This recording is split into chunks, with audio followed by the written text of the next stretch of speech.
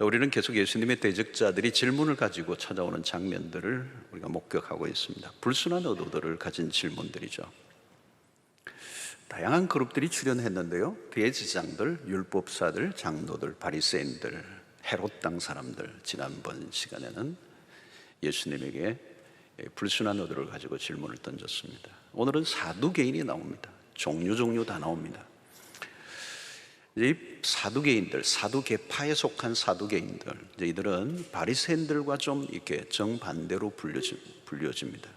이 바리새인들은 좀 더 율법을 지키기 위해서 이렇게 좀 형식적이지만 이제 종교적인 노력을 했던 사람이라면, 이 바리새인들은 사두개인들은 굉장히 세속적인 사람들이었습니다. 이들은 상류 사회에 속한 귀족 그룹들이죠. 엘리트 의식을 가지고 있고 친로마적인, 소위 말하면 제국주의자들이다. 그리고 실제 유대 사회의 정치와 종교의 영역에서 가장 강력한 영향력을 끼쳤던 사람들은 이 사두개파, 사두개인들이었습니다. 이들은 모세 오경을 그들의 신앙의 기초로 삼았습니다. 모세 오경 외에는 그들은 인정하지 않았습니다. 이들은 사후의 세계를 받아들이지 않았고요, 천사 그리고 영적인 존재들을 부정했습니다. 그리고 초자연적인 기적을 받아들이지 않았고요, 마지막 날 심판 이런 것도 믿지 않았습니다. 무엇보다도 이 사두개인 하면 우리가 잊지 말아야 될 대목은 그들이 부활을 믿지 않았다는 것. 자, 오늘 본문을 보면 그런데 이들이 사후에 일어날 일에 대한 질문을 던졌습니다.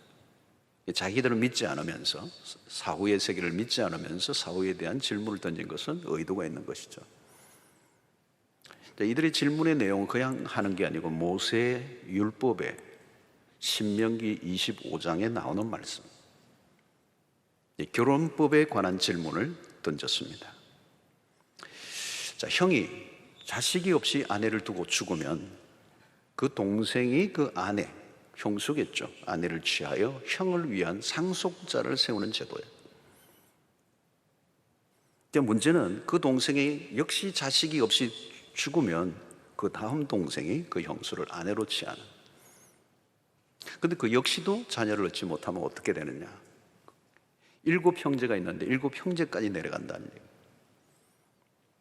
이들의 질문은 나중에 7 형제가 모두 다 부활을 하면 7 형제 중에 누구의 아내가 될 것인가, 그분은, 여자분은. 이런 있을 법도 하지 않은 이야기를 만들어 예수님에게 질문을 던졌습니다. 자, 이 이야기는 본래 동생이 형의 아내를 취하여 자식을 낳음으로 형의 가문을 세워주도록 하는 소위 말하는 수혼제도, 또 다른 표현은 계대결혼법, 이 계승하는 계대결혼법이라는 제도였습니다. 이 제도를 만든 이유는 가문의 혈통을 이어가는, 유대인들은 그걸 굉장히 중요하죠. 가문의 혈통을 이어가는 것, 그리고 그 과부를 보호하고자 하는 목적 있습니다. 오늘 사회와 달라요. 그 사회 속에 과부를 보호하는 목적, 특히 유대인들은 하나님 백성의 순결성을 유지하려는 목적이 이 제도 안에 있었던 것입니다. 자, 사두개인의 질문은 예수님을 궁지에 몰아넣기 위해 억지로 만들어낸 말이라는 것이 금방 얘기를 통해서 느껴집니다. 자, 문제는 무엇입니까? 그들은 부활을 믿지 않으면서 부활에 관한 질문을 던지고 있다는 것입니다. 7 남자가 다 부활을 하면 도대체 그녀는 누구의 남편이 되어야 하는가? 이 질문에는 2가지 이슈가 따라옵니다. 첫째는 죽음 이후에 이전의 결혼 관계에 대한 문제입니다. 그리고 둘째는 죽음 이후에 일어날 전반에 관한 것들을 다루고 있는 것이죠. 자, 예수님의 답변은 기본을 확인하게 하십니다. 24절에 예수께서 이르시되 너희가 성경도 하나님의 능력도 알지 못함으로 오해함이 아니냐. 너희들이 무지하다. 성경에 대해서, 하나님의 능력에 대해서 무지하다. 자, 핵심적인 문제는 뭡니까? 그들은 부활 자체를 믿지 않았습니다. 자, 부활을 부정한다는 이 말은 하나님의 능력을 부정하는 것이죠. 하나님의 능력을 제한한 것입니다. 자, 이들은 모세 오경 외에는 성경으로 받아들이지 않았습니다. 이 말은 뭐냐면 그들은 지극히 성경을 단편적인 부분적인 이해를 하고 있었다는 거죠. 자, 사두개인들은 자신들이 가진 이 한계에 머물러 있었습니다. 그리고 그래서 결국은 죽음 이후의 세계를 부정한 것이죠. 그리고 영적 세계를 인정하지 않았습니다. 오늘 질문에서 나타난 사두개인의 생각에서 무엇을 우리가 알 수 있느냐? 그들은 미래도 현재와 비슷할 것이라는 생각입니다. 지금과 같이 먹고 마시고 시집가고 장가가는 것으로 오해하고 있다는 것. 현세와 내세를 동일시하고 있습니다. 근데 주님은 그들에게 사후의 세계를 이렇게 설명하세요. 25절에 사람이 죽은 자 가운데서 살아날 때에는 부활 이후에 장가도 아니 가고 시집도 아니 가고 하늘에 있는 천사들과 같으니라. 자, 여기에 천사와 같다는 말에 오해가 좀 있을 수 있습니다. 사후의 세계는 마치 육체도 없고 영혼만 가지고 있는 상태로 오해합니다. 그렇지 않아요. 지상에서와는 달리 부활 이후에 우리는 새로운 육체를 가지게 됩니다. 늙고 병들고 죽어가는 그런 것들로부터 완전히 벗어난 새로운 생명을 가지게 되는 거죠. 그래서 여기서 천사와 같다는 말은 장가를 가거나 시집을 가는 일이 없다는 의미가 있습니다. 천국에서는 세상에서 경험하는 결혼 제도가 유지될 것으로 보이지 않습니다. 영원한 생명을 가졌기 때문에 생육하고 번성해야 될 이유도 없습니다. 물론 우리가 천국에 대해서 살면 다 알 수는 없습니다. 너무 많은 상상력을 동원하다가 멀리 나가는 건 위험하죠. 성경이 언급한 정도에서 우리는 거쳐야 합니다. 여러분, 예수님 시대의 사두개인만의 문제가 아닙니다. 오늘날도 비슷한데 왜 이 사람들이 이런 질문을 던지냐? 성경을 잘 모르기 때문에. 성경에 대한 무지. 여러분, 성경을 모르고 온전한 신자가 될 수 있는가? 이들은 모세 오경을 믿는다고 그러지만 모세 오경도 다 알지 못하는 거예요. 그러면서 지금 성경의 굉장히 중요한 부활의 교리를 부정하고 있는 거예요. 요즘 코로나19 상황에서 한국교회 안에 일어난 운동 중에 하나가 성경 필사. 우리 교회도 많이 해요. 교회들마다 다 하더라고요. 요즘 많이 못 돌아다니니까. 필사, 통독, 암송. 좋은 현상이에요. 좋은 현상. 여러분, 성경을 모르면 바른 신앙이 형성될 수가 없습니다. 문제는 성경을 아는데 무엇을 포기하는 것입니다. 이단이 왜 창고를 합니까? 이단이 창고를 하는 이유는 그 말도 안 되는 해석인데 그대로 믿는 것입니다. 성경을 모르니까. 자, 오늘 이 성경에 대한 무지, 너희가 성경을 알지 못하는도다. 두 번째 주님의 책망은 뭡니까? 하나님의 능력에 대한 불신함.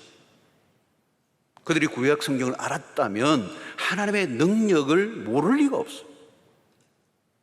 여러분, 모세 오경 안에만 해도 하나님의 능력이 얼마나 많이 언급되어 있습니다. 여러분, 믿음이 어떻게 생기는 것입니까? 믿음은 저절로 생기는 게 아니라 하나님의 말씀을 들음으로 생기는 것이죠. 그 말씀 안에 능력이 있는 겁니다. 그냥 소설책이나 인문학 책과는 달라요. 그냥 감동 주는 정도가 아니라 성경은 하나님의 감동으로 기록된 성경이기 때문에 성경을 읽을 때 성령의 감동이 임하실 때 우리의 마음을 움직이며 우리 안에 새로운 이 창조가 일어나는 창조. 인간의 이성이 하나님을 미련 없이 버립니다. 하나님의 능력을 빼버린 성경은 성경이 아니에요. 인간의 이성으로 받아들여지는 것만 성경으로 인정한다는 것은 심각한 오류. 성경은 정황무한 하나님의 감동으로 영감된 하나님의 말씀임을 우리를 믿어야 될 것입니다. 자, 모세의 법을 가지고 온 그들에게 주님은 이렇게 반문하세요. 너희들이 모세를 아느냐? 모세 오경 안에 부활에 관한 메시지가 들어있어요. 26절에 보니까 죽은 자가 살아났다는 것을 말할진대 너희가 모세의 책 중 가시달 나무 뜰기에 관한 글에 하나님께서 모세에게 이르시되 나는 아브라함의 하나님이요 이삭의 하나님이요 야곱의 하나님이라 하신 말씀을 읽어보지 못하였느냐. 너희들이 모세의 글을 읽기는 읽어보고 하는 말이냐. 성경을 알기는 아는데 애매하게 알고 있는 것입니다. 어설프게 알고 있는 게 문제예요. 대개는 사람들이 성경을 깊이 알지 못해요. 여러분, 가장 무서운 게 뭐냐면 알긴 아는데 정확하게 알지를 않아. 이게 뭐예요?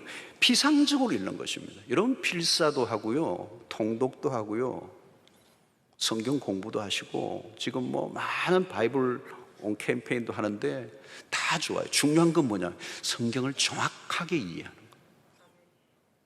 성경을 제대로 공부를 해봐야 돼요. 난 한 번도 성경 공부를 제대로 통합적으로 해본 적이 없다. 위험한 거예요.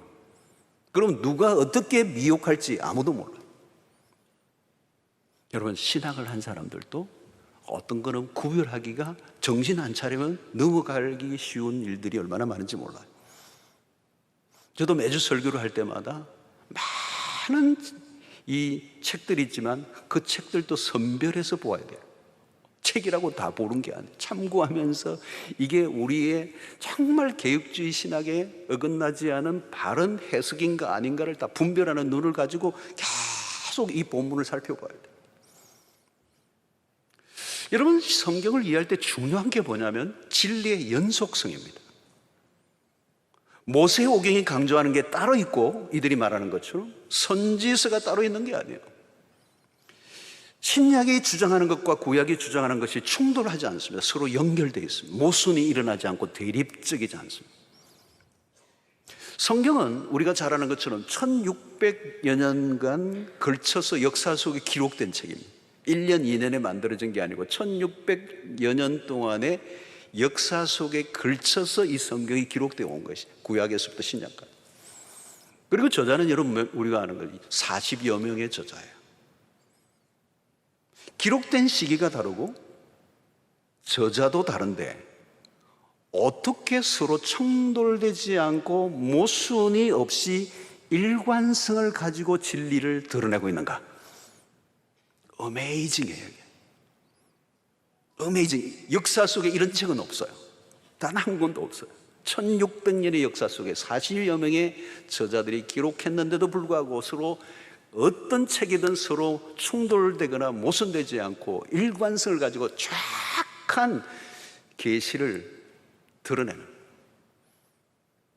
왜 그렇죠, 여러분? 원 저자는 한 분이시기 때문에, 하나님이시기 때문에. 지금 주님 왜 모세의 얘기를 가지고 오는 것입니까? 사두개인들이 귀중하게 여기는 말씀이기 때문에 이 말씀의 부활을 말씀하고 있다는 거예요.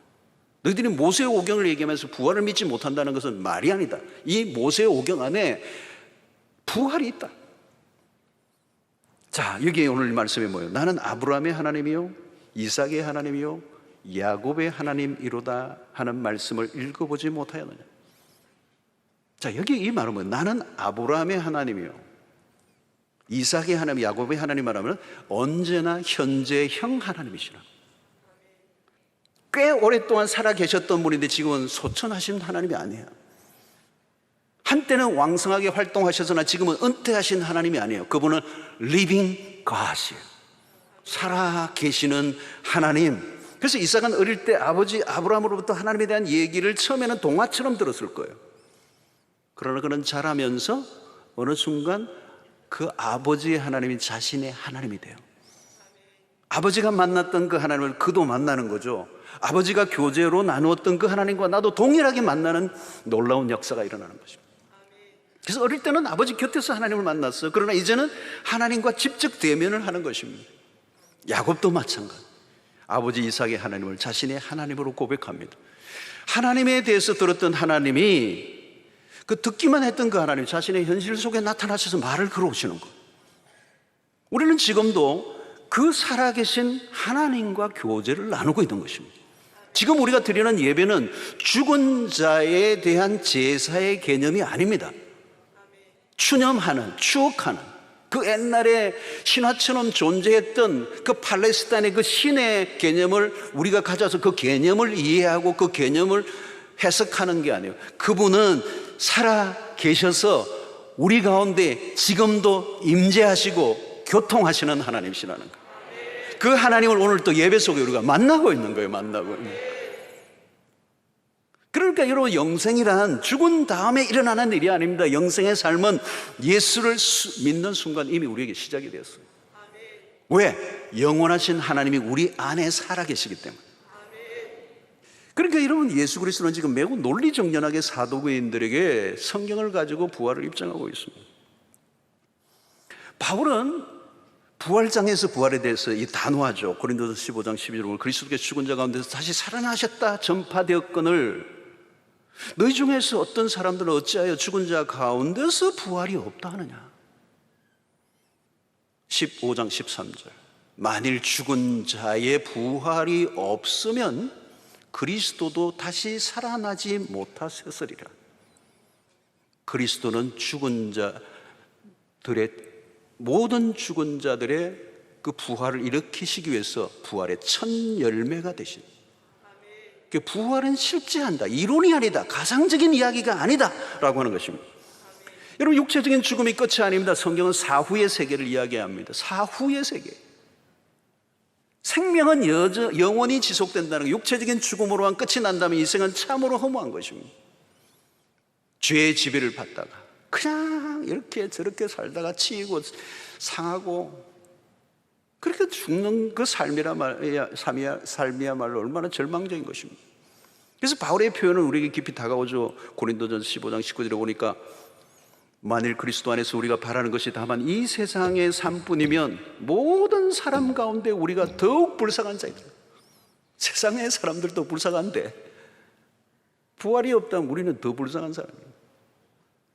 데살로니가전서 4장 13절 14절에 형제들아, 자는 자들에 관하여 너희가 알지 못함을 우리가 원하지 아니하노니 이는 소망 없는 다른 이들과 같이 슬퍼하지 않게 하려 함이라. 우리가 예수께서 죽으셨다가 다시 살아나심을 믿을진대 이와 같이 예수 안에서 자는 자들도 하나님이 그와 함께 데리고 오시리라. 사랑하는 성도 여러분, 하나님의 능력을 믿으시길 바랍니다. 성경을 모르고 하나님의 능력을 믿지 못하면 신앙은 허구입니다. 하나님의 능력 중에 최고의 능력은 부활의 능력입니다. 부활은 인류 최대의 사건입니다. 그리스도의 죽으심과 부활로 인하여 우리에게 주어진 최고의 사건이 복음이에요. 여러분, 인류에게 죄로 인하여 찾아온 저주가 뭡니까? 모든 피조물에 이르기까지 로마서 8장에 의하면 썩어짐의 종로로 하는 상태에 빠진 겁니다. 썩어짐의 종로로, 다른 말로 말하면 모든 게 썩는다는 겁니다. 이런 썩는다는 것은 저주의 결과입니다. 이 저주를, 인류에게 내려진 이 천형과 같은 이 저주를 걷어낼 수 있는 것은 이 세상에 존재하지 않아요. 오직 하나, 부활의 능력. 부활은 모든 것을 역전시킵니다. 부활은 인류 최대의 군주였습니다. 하나님의 능력은 부활의 능력으로 나타났습니다. 가장 첫 번째 부활 사건은 그리스도예요. 그리스도는 부활의 첫 열매가 되셨습니다. 무덤은 더 이상 그리스도의 육체를 가두어 둘 수가 없었습니다. 무덤의 돌을 깨뜨리고 나오셨습니다. 하나님이 부활을 주도하셨습니다. 성령은 다시 살리시는 이의 영이십니다. 그러므로 여러분, 이제 우리가 할 일은 무엇일까요? 여러분, 죽음은 준비하지 않아도 오죠. 우리가 준비하고 기다려야 할 것은 죽음 이후입니다. 부활입니다. 어떤 절망 속에서도 부활이 있다면 그 인생은 역전입니다. 세상에서 우리 역전 인생 그러잖아요. 뭐 그러다가 세상에서는 뭐 좋은 일 안 좋은 일 계속 엎치락 뒤치락 해요. 근데 마지막이 중요해요. 비극적인 일들이 얼마나 이 땅에 많습니까, 여러분? 지금 코로나19로 인해서 우리가 당황하고 있잖아요. 과거의 역사 속에 유럽을 휩쓸었던 흑사병이나 스페인 독감과 같은 전염병으로 인해 수많은 사람들이 죽었습니다. 지금 그걸 훨씬 더 능가하죠. 그런데 여러분, 지금은 그 당시와 다른 점이 있어요. 지금은 인류의 과학 문명이 그 중세기나 역사의 1세기 초반기에 일어났던 전쟁이나 스페인 독감과는 그 시대와는 비교할 수 없는 최첨단의 과학을 자랑하는 시대예요. 문명의 꽃을 피우고 있습니다. 역사 속에 이렇게 문명이 꽃을 피우고 과학이 최첨단을 자랑하는, 그런데 코로나19 바이러스로 인류 전체가 거의 2년 가까이 혼란 속에 빠져 있습니다. 모든 게 멈추어 버렸어요. 그 외에도 지구의 온난화 문제, 환경 공해로 인한 오염도가 얼마나 심각해졌습니다. 중금속, 미세 플라스틱 등으로 오염된 이제 해산물도 마음껏 먹을 수 없을 정도로 각가지의 질병들이 증가하고 있습니다. 이제는 쓰는 사람 중에 한 명은 암입니다. 여전히 암은 인류에게 치명적입니다. 우리 교인들 가운데도 암에 걸리는 분들이 많습니다. 가족 중에 한 명만 암에 걸려도 온 가족이 그냥 올스탑. 세상을 뒤덮고 있는 것은 썩어짐과 사망의 권세. 당연히 미래를 불안한 시선으로 바라볼 수밖에 없습니다. 소망은 어디에 있는가? 정직하게 바라봐야 돼. 과연 소망이 있는가? 지금의 세상을 역전시킬 굿뉴스가 있을까? 사랑하는 성도 여러분, 중요한 것은 소망이에요. 그런데 기독교의 존재의 이유, 존재의 목적은 소망이 있어요. 우리는 소망을 이야기하는 것입니다. 소망이 분명해지는 거예요. 그 소망이 뭘까요? 부활이에요. 우리는 부활을 믿습니다. 우리의 믿음의 가장 중요한 것은 부활입니다. 부활은 기독교 신앙의 중심부입니다. 핵심입니다. 부활은 인류에게 내려진 이 저주를 끊어내는 새 시대를 여는 분수령과 같습니다. 예수 그리스도가 죽으시고 부활하심으로 부활은 시작되었습니다. 다시 오시는 날 그 부활은 완성에 이르게 될 것입니다. 우리가 소망하는 것이 무엇입니까? 소망이 없다면 비극이에요. 부활은 기독교 신앙의 생명, 그 부활을 우리가 믿을 때 우리는 역전극이 펼쳐지고 우리의 소망은 이루어지게 될 것입니다. 사도신경을 가지고 우리가 예배를 드릴 때마다 고백하죠. 그 사도의 신경을 고백하는 마지막 부분을 여러분 힘주어 고백하시기를 바랍니다. 몸이 다시 사는 것과 영원히 사는 것을 믿사옵나이다. 아멘. 사랑하는 성도 여러분, 이게 신앙의 고백 중에 고백이 되어야 돼요. 나는 하나님의 능력을 믿습니다. 그 능력은 부활의 능력이에요. 지금 우리는 부활신앙으로 살아야 합니다. 부활은 추상적인 교리가 아닙니다. 죽음이 실제이듯이 부활은 실제예요. 부활의 권능을 믿고 부활의 신앙으로 무장할 수 있게 되기를 바랍니다. 부활의 역전을 누리시기를 축원합니다. 지상의 모든 어둠과 비극과 불행을 걷어내는 부활의 능력, 그 부활은 우리의 삶을 바꿔놓습니다. 차원이 다르죠. 전혀 다른 삶. 그래서 초대교회 믿음의 사람들은 이 부활의 신앙으로, 사도행전은 부활의 사람들로 죽음에 맞서 복음을 증거하며 하나님의 나라를 꿈꾸며 주어지는 수없는 고난 속에서도 두려워하지 않고 믿음으로 담대히 살아갔던 것이죠. 왜? 그들 안에 부활의 영이 역사하고 있었기 때문에. 고린도전서 15장 51절 53절 보라 내가 너에게 비밀을 말하노니 우리가 다 잠잘 것이 아니요 마지막 나팔에 순식간에 호련히 다 변화되리니 나팔 소리가 나며 죽은 자들이 썩지 아니할 것으로 다시 살아나고 우리도 변화되리라. 이 썩을 것이 반드시 썩지 아니할 것을 입겠고 이 죽을 것이 죽지 아니함을 입으리로다. 고린도전서 15장. 그래서 우리는 어떻게 살아야 하는가? 57절 58절에 보니까 우리 주 예수 그리스도로 말미암아 우리에게 승리를 주시는 하나님께 감사하노니 그러므로 내 사랑하는 형제들아 견실하며 흔들리지 말고 항상 주의 일에 더욱 힘쓰는 자들이더라. 이는 너희 수고가 주 안에서 헛되지 않은 줄을 알미니라. 이 부활의 신앙으로, 부활의 신앙을 믿음으로 부활을 살아가는 여러분들이 되시기를 주의 이름으로 축원합니다.